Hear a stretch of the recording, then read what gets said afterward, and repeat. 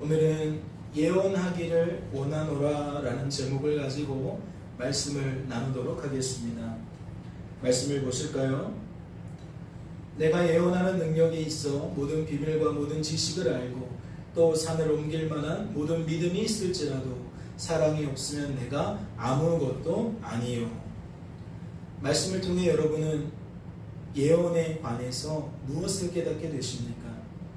성부 하나님께서 하나님의 뜻대로 성령 하나님의 능력을 나타내심으로 성도된 우리들이 예언을 말하게 된다는 것을 깨닫게 되십니까? 성부 하나님께서 범죄한 우리들을 성도로 세우시기 위해 성도된 우리들을 성도답게 만드시기 위해 성도된 우리들로 하여금 예언을 말하게 하신다는 것을 깨닫게 되시냐는 거죠. 다시 말해 우리가 주어진 삶 속에서 예언을 말하게 되는 것은 하나님의 작품이라는 것을, 하나님의 역사라는 것을 깨닫게 되시냐는 거예요. 그렇다면 말씀을 조금 더 깊이 살펴보겠습니다. 말씀을 보니까 모든 비밀과 모든 지식을 안다는 말이 기록되어 있어요. 이 말을 근거해서 좀 생각해 보자고요. 성도된 우리들이 예언을 말하기 위해서는 하나님은 성도된 우리들에게 어떠한 일을 하셔야 합니까? 성도된 우리들이 우리들을 향한 하나님의 뜻을 따라 예언을 말할 수 있도록 하나님은 성도된 우리들에게 어떠한 일들을 하셔야 하냐는 거예요. 이해가 되십니까?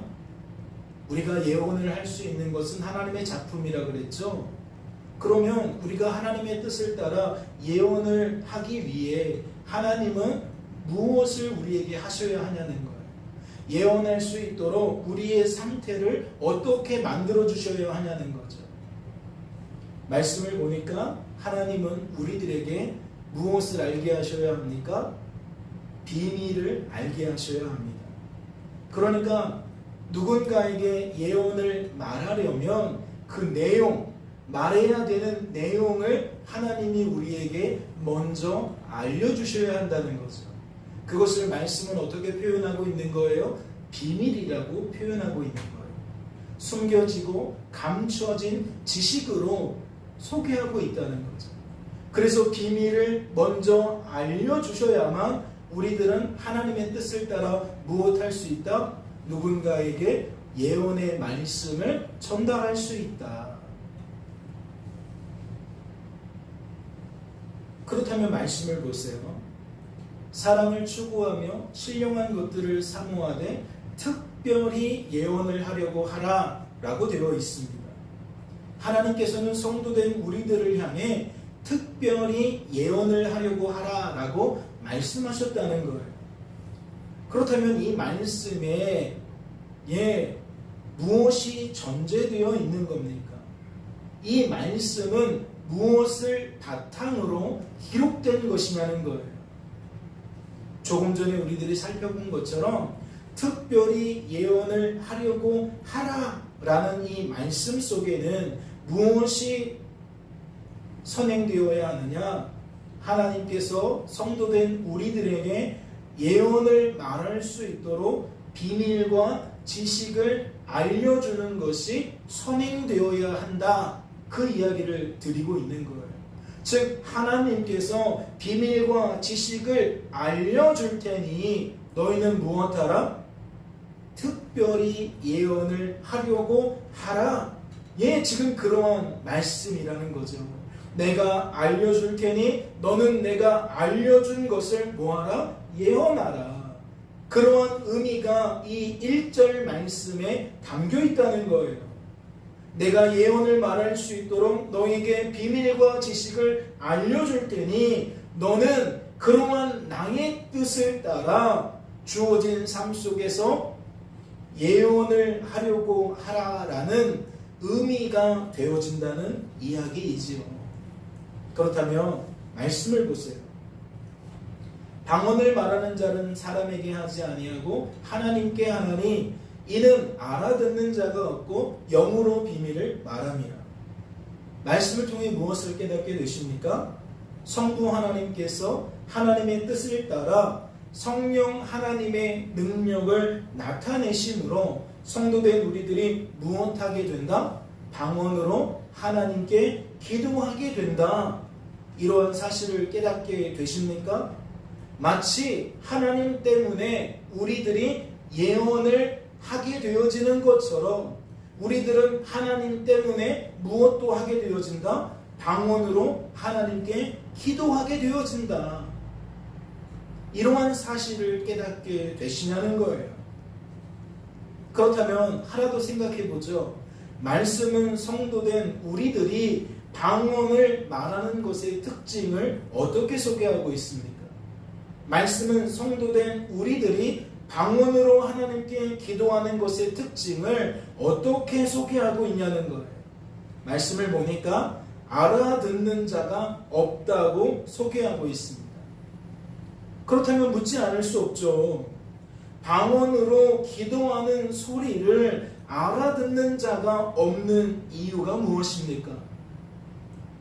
방언으로 기도하는 소리를 우리들이 알아들을 수 없는 까닭이 무엇이냐는 거예요.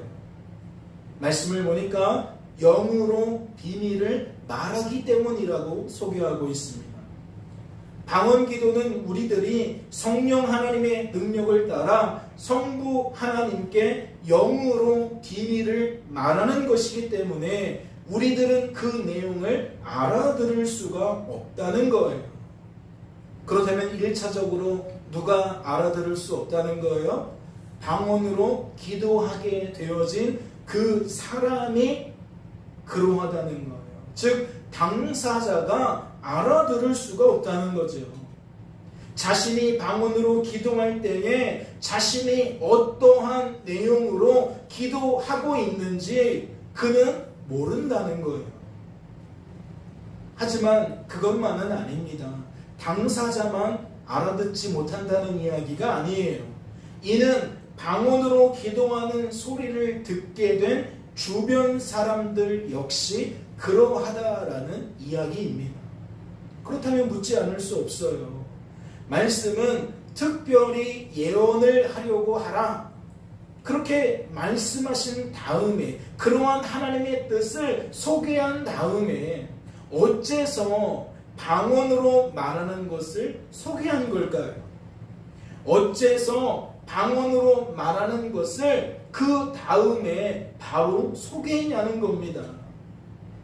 이는 방언으로 기도하는 것이 무익하다는 것을 드러내기 위함일까요? 봐라, 방언으로 기도하면 너도 못 알아듣고 주변 사람들도 못 알아듣는데 그게 우리에게 무슨 유익이 있겠느냐? 설령 우리가 영으로 비밀을 말할지라도 당사자도 그 내용을 모르고 주변 사람들도 그 내용을 모르니 이건 무익한 것이다. 지금 그런 말을 하고 싶은 걸까요? 만약 그렇다면 이것이 말씀의 의도라면 이 말씀은 어떠한 의미를 담고 있는 겁니까? 특별히 예언을 하려고 하라라는 말씀을 강조하고 있는 겁니다. 봤지? 방언 기도는 이렇게 무익해. 아무런 유익이 없어. 그러니까 너희들은 무엇해야 돼? 특별히 예언을 하려고 해야 돼. 지금 그러한 말씀, 그러한 뜻으로 우리들은 받아들일 수 있다는 거죠. 그런데 이어지는 말씀을 보세요. 3절 말씀을 보니까 어떠한 내용이 소개되어져 있습니까? 그러나 예언하는 자는 사람에게 말하여 덕을 세우며 권면하며 위로하는 것이요 라고 소개되어져 있어요. 말씀을 통해 무엇을 깨닫게 되십니까? 방언으로 기도하는 자와 다르게 예언의 말씀을 사람에게 전하는 자는, 즉 예언하는 자는 덕을 세운다는 것을 깨닫게 되십니까? 2절 말씀을 통해 드러난 것처럼 방언을 말하는 자는 자신도 알아듣지 못하고 주변 사람들도 알아듣지 못해서 무익하다고 말씀을 드렸는데 3절을 보니까 예언하는 자는 주변 사람들이 알아들을 수 있는 것 같아요. 그러니까 덕을 세운다라는 말은 그를 유익하게 만든다라는 의미가 된다는 거죠. 상대방이 무슨 말을 하고 있는지 전달이 되어지니까, 의미가 이해가 되어지니까 그에게 어떠한 결과가 나타난다? 덕이 세워진다. 즉 유익을 누리게 된다. 지금 말씀이 그렇게 소개하고 있다는 거예요. 그렇다면 3절 말씀을 통해 무엇이 방증되는 겁니까? 우리가 조금 전에 살펴본 그 의도가 뒤집히는 것이 아니라 오히려 강화되어지는 거죠. 봤지? 방언으로 기도하는 건 무익하다니까. 특별히 예언을 하려고 힘써야 돼. 왜? 예언으로 말하는 것은 방언으로 말하는 것과 다르게 무엇이 있으니까? 무엇이 나타나니까? 덕을 세우는 결과가 나타나니까, 유익을 누리게 하는 결과가 나타나니까. 봤지? 특별히 예언을 하려고 해야 돼. 이러면 1절, 2절, 3절 말씀이 하나의 방향성을 가지고 딱 들어맞는 이야기가 되는 것 같아요. 이어지는 말씀을 보세요. 방언을 말하는 자는 자기의 덕을 세우고 예언하는 자는 교회의 덕을 세우나니. 말씀을 통해 무엇을 깨닫게 되십니까? 방언 기도가 무익하지 않다는 것을 깨닫게 되십니까? 2절 말씀을 통해서는 방언 기도가 무익한 것처럼 우리는 여겨졌어요. 우리에게 아무런 덕을 세우지 못하는 것으로 여겨졌다고요. 그런데 4절 말씀을 보니까 방언 기도가 어떻게 소개되어 있습니까? 유익하다고 소개되어 있습니다. 방언 기도가 적어도 방언으로 기도하는 자에게는 덕을 세운다는 것을 소개하고 있다는 거죠. 그렇다면 3절과 다르게 4절 말씀은 무엇을 뒤집고 있는 겁니까? 1절, 2절, 3절에서 일관되게 이야기한 그 내용, 즉 방언 기도는 무익하고 예언으로 말하는 것은 유익하다는 우리들의 생각을 뭐하고 있는 거예요? 뒤집고 있는 거예요. 이어지는 말씀도 볼까요? 5절입니다. 나는 너희가 다 방언 말하기를 원하나 특별히 예언하기를 원하노라. 만일 방언을 말하는 자가 통역하여 교회의 덕을 세우지 아니하면 예언하는 자만 못하니라. 말씀을 통해 무엇을 깨닫게 됐어요? 하나님께서는 성도된 우리들이 모두 한 사람도 빼놓지 않고 방언으로 기도하는 것을 원하신다는 것을 깨닫게 되십니까? 그렇다면 이것은 무엇을 방증하는 겁니까? 방언 기도가 무익하다는 것을 방증하는 겁니까? 유익하다는 것을 방증하는 겁니까? 만약 방언 기도가 무익하다면 하나님께서 이와 같이 말씀하셨을까요? 무익한 것을 너희들이 다 한 사람도 빼놓지 말고 하기를 바란다 라고 하나님이 말씀하셨겠냐는 겁니다. 그렇지 않죠? 방언 기도가 자기의 덕을 세운다는 말씀이 참이기 때문에 하나님은 지금 어떻게 말씀하시는 거예요? 모든 성도들이 방언으로 기도하게 되는 것을 원한다라고 소개하고 있는 거예요. 왜요? 방언으로 기도하게 됨으로써 각자가 자기의 덕을 세울 수 있기 때문입니다. 유익을 누릴 수 있기 때문이에요. 그렇다면 궁금하지 않으세요? 방언 기도의 유익함은 무엇일까요? 방언 기도가 자기의 덕을 세운다는 의미가 과연 무엇이겠냐는 겁니다. 이는 방언 기도를 통해 방언으로 기도하는 성도가 하나님 때문에 무엇을 누리게 되느냐? 감춰진 비밀, 숨겨진 지식 알게 된다는 거예요. 방언으로 하나님께 기도하는 중에 하나님께서 뭐 하신다는 거예요? 비밀과 지식을 풀어주신다는 거예요. 알려주신다는 거예요.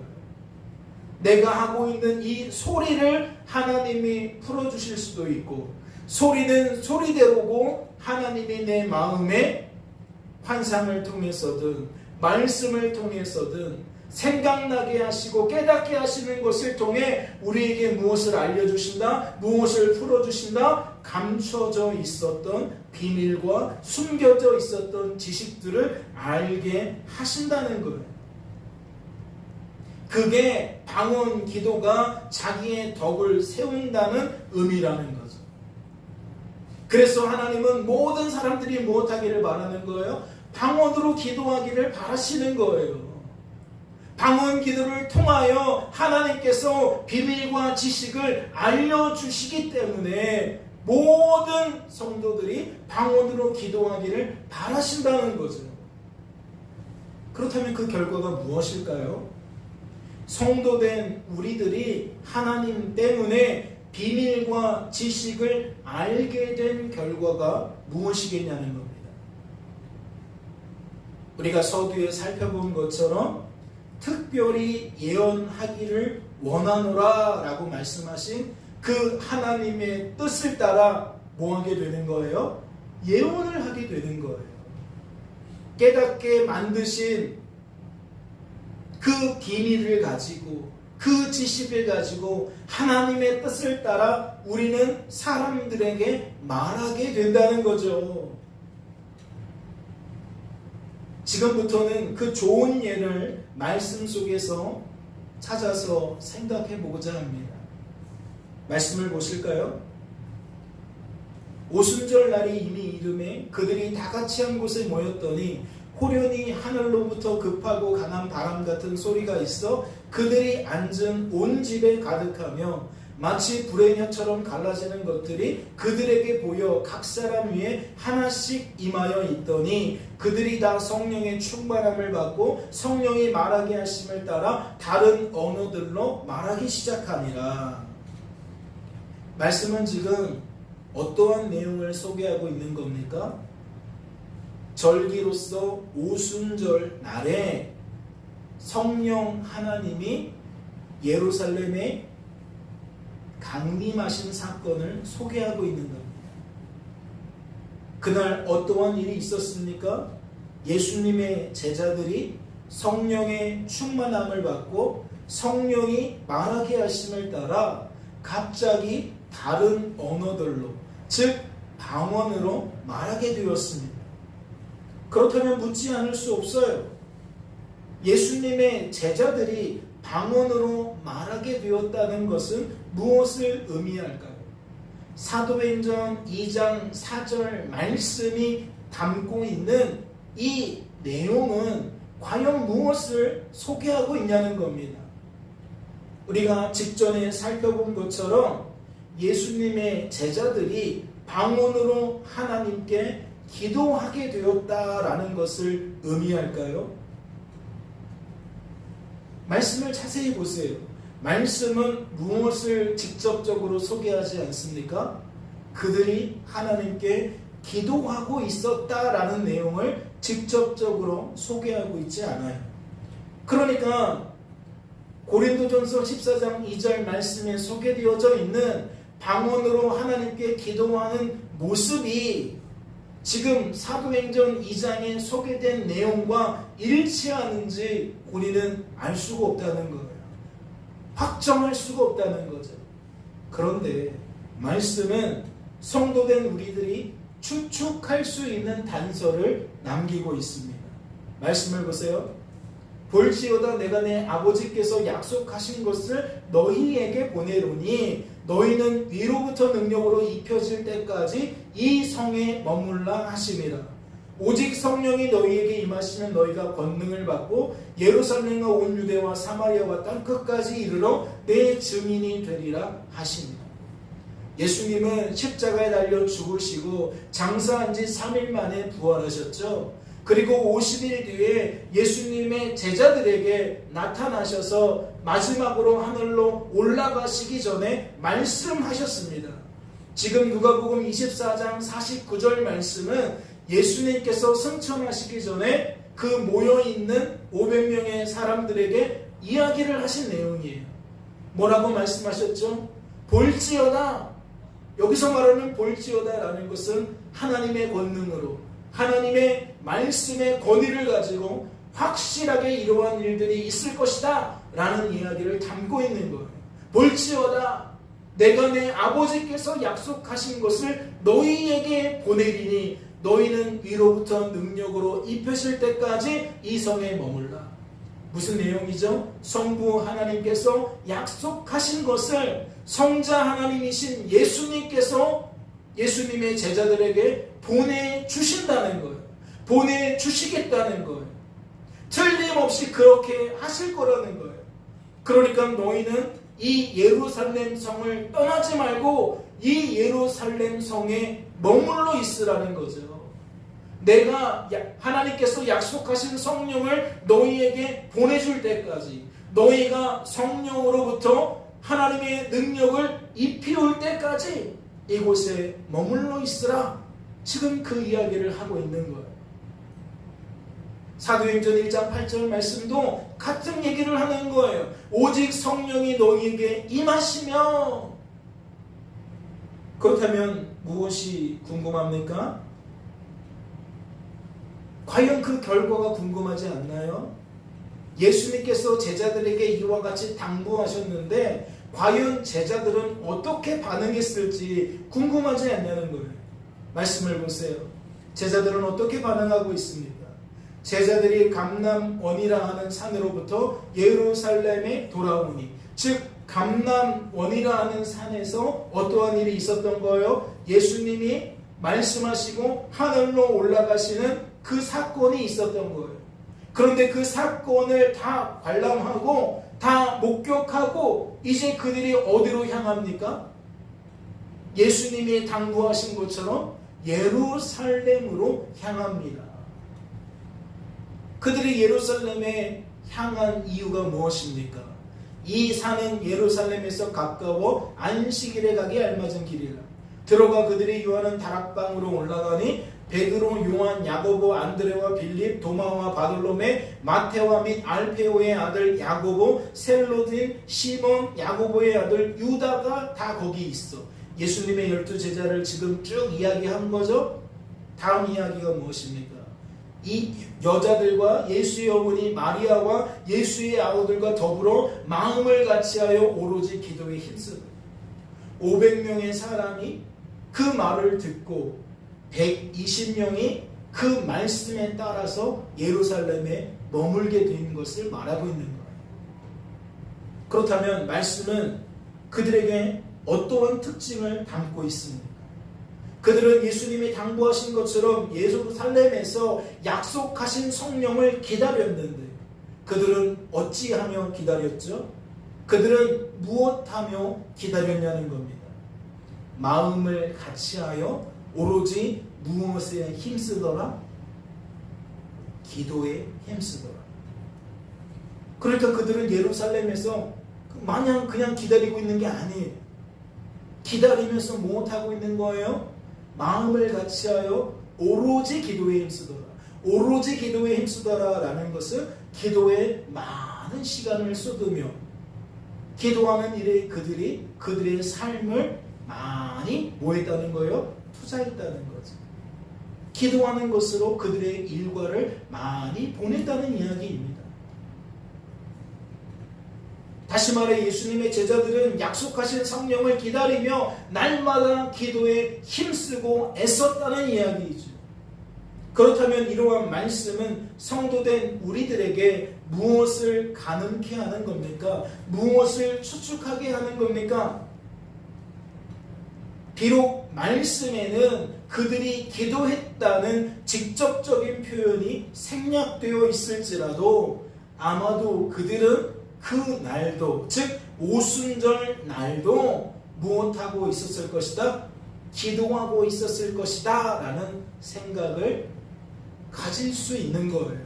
이러한 생각을 우리가 머금을 수 있다는 거죠. 이 사람들이 말씀은 직접적으로 기도했다라고 소개하고 있지 않지만 그들이 그동안 한 모습을 보았을 때에 기도하고 있었겠구나라고 우리는 가늠할 수 있다는 거예요.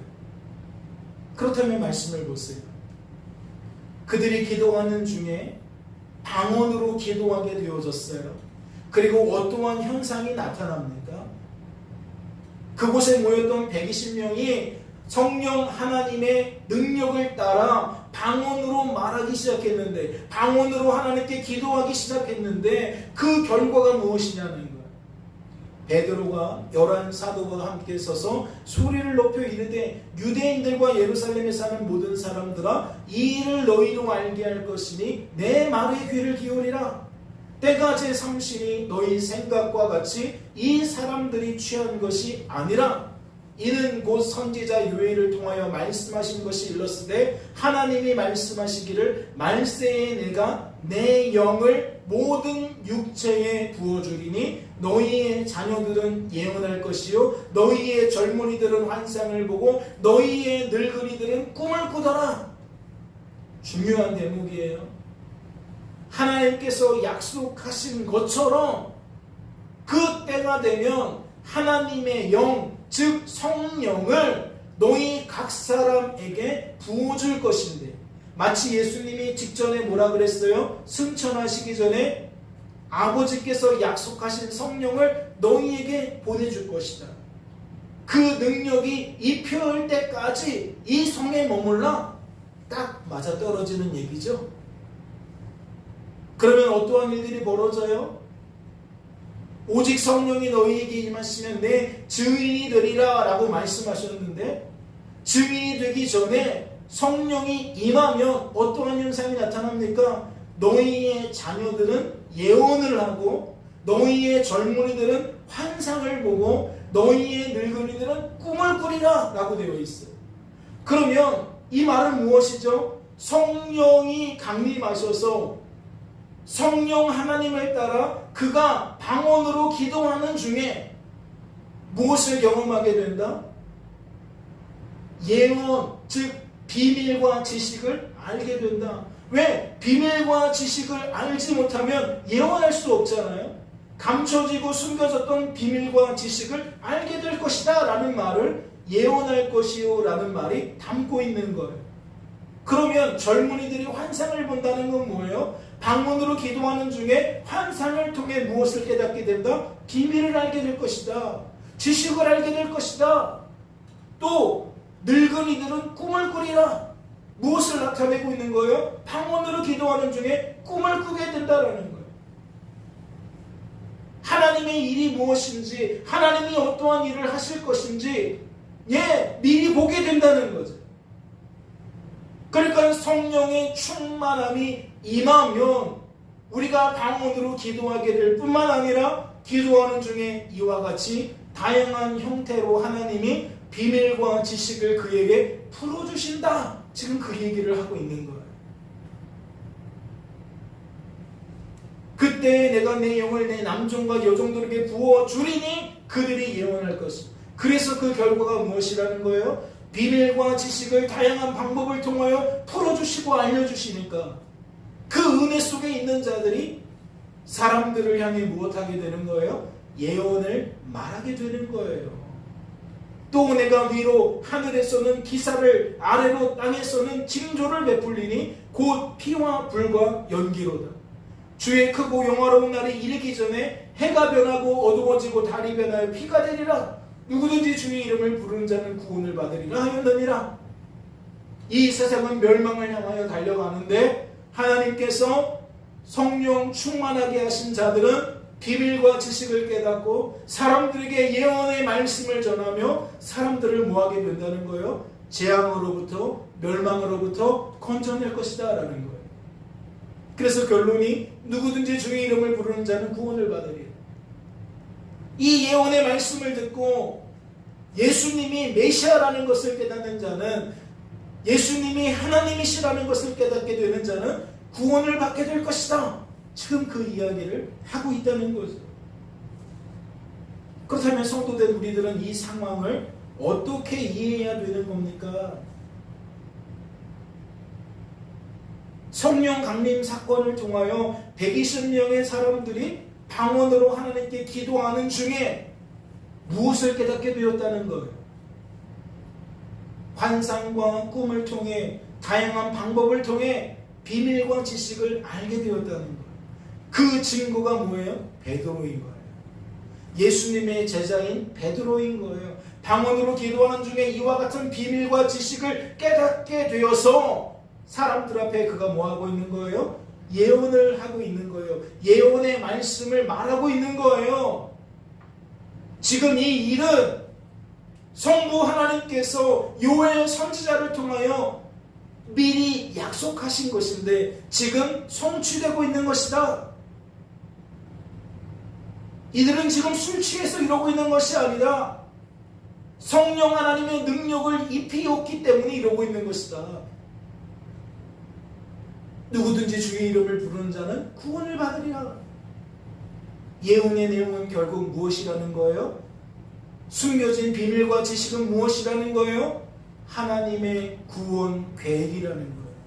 성부, 성자, 성령 하나님께서 범죄한 우리들을 성도로 세우시는 이야기, 성도된 우리들을 하나님께서 성도로 보존시켜주는 이야기, 즉 교회를 교회답게 성도를 성도답게 만드시는 이야기, 그게 바로 무엇이다? 숨겨져 있었던 비밀과 지식의 골자라는 거예요.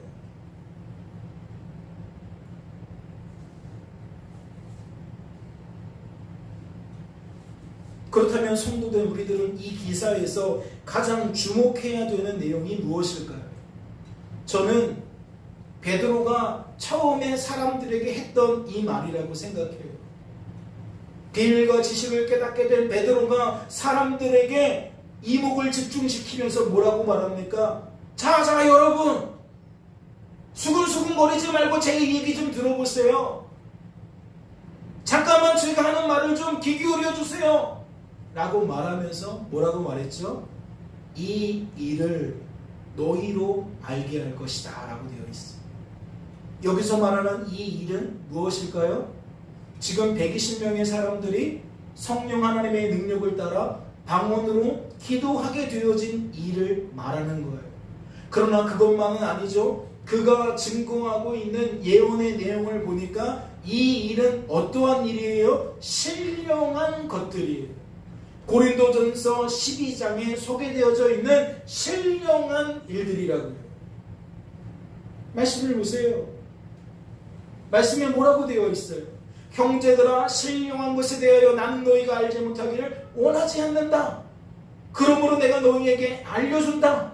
하나님의 영으로 말하는 자는 누구든지 예수를 저주하라 하지 아니하고 성령으로 아니하고는 누구든지 예수를 주시라 할 수 없느니라.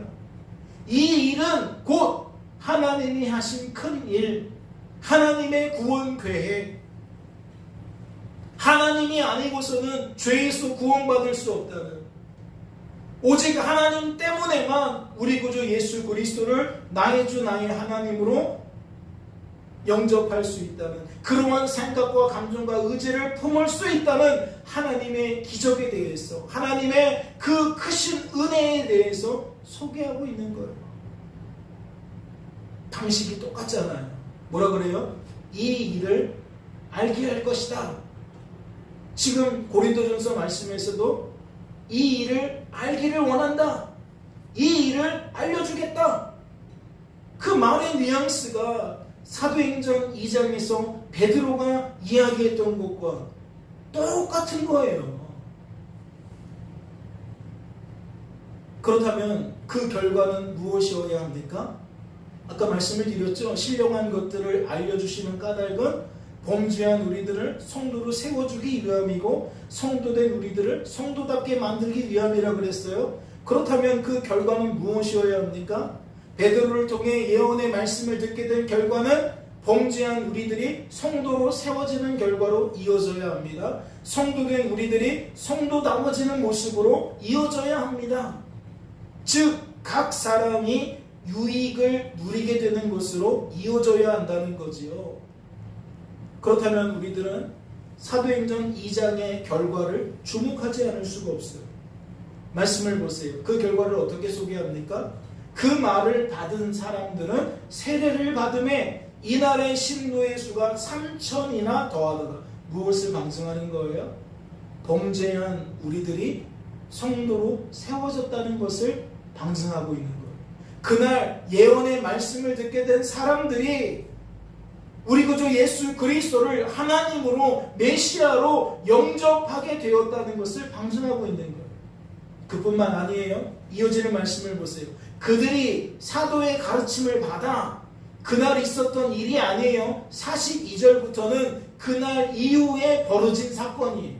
그들이 사도의 가르침을 받아 서로 교제하고 떡을 떼며 오로지 기도하기를 힘쓰니 조금 전에는 120명만 기도하기를 힘썼던 거예요. 그런데 지금 3,000명이 더 늘어났거든요. 그런데 그들이 한결같이 뭐 하기를 힘쓰더라? 오로지 기도하기를 힘쓰더라.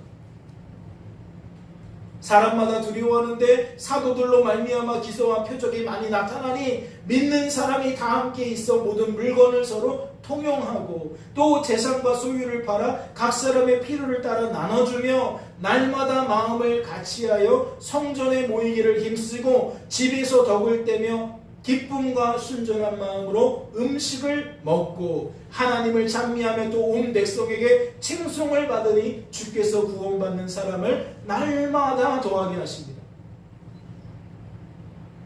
말씀이 한치라도 틀린 게 있어요? 말씀이 한치라도 틀린 게 없어요. 사랑하는 성도 여러분, 말씀을 통해 무엇을 깨닫게 되십니까? 모든 것이 하나님의 말씀대로 이루어졌다는 것을 깨닫게 되십니까? 모든 것이 하나님의 원대로 뜻대로 되어졌다는 것을 깨닫게 되시냐고요? 그렇다면 다시 본문 말씀으로 돌아와서 생각해 보겠습니다. 나는 너희가 다 방언 말하기를 원하나 특별히 예언하기를 원하노라. 나는 너희가 다 방언 말하기를 원하나 특별히 예언하기를 원하노라. 사랑하는 성도 여러분, 말씀을 통해 여러분은 무엇을 깨닫게 되십니까? 하나님은 범죄한 우리들이 성도로 세워지길 바라신다는 것을 깨닫게 되십니까? 성도된 우리들이 정말 성도다운 삶을 살아가기를 바라신다는 것을 깨닫게 되시냐는 거예요. 하나님은 이것을 위해 지금도 누군가를 방언으로 기도하게 만드셔서 우선은 그가 자신의 덕을 세우시고 자기의 덕을 세운 자를 통해 예언의 말씀을 전하게 만드셔서 결국 어떠한 결과로 이어져요? 교회의 덕을 세우는 결과로 이어져요.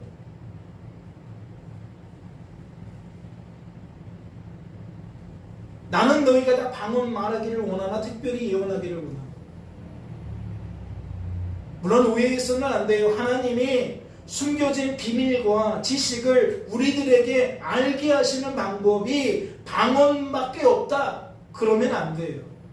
방언뿐만 아니라 다양한 방법을 통해 하나님은 우리에게 하나님의 큰 일, 즉 성부, 성자, 성령 하나님의 구원 계획을 알려주신다는 거예요.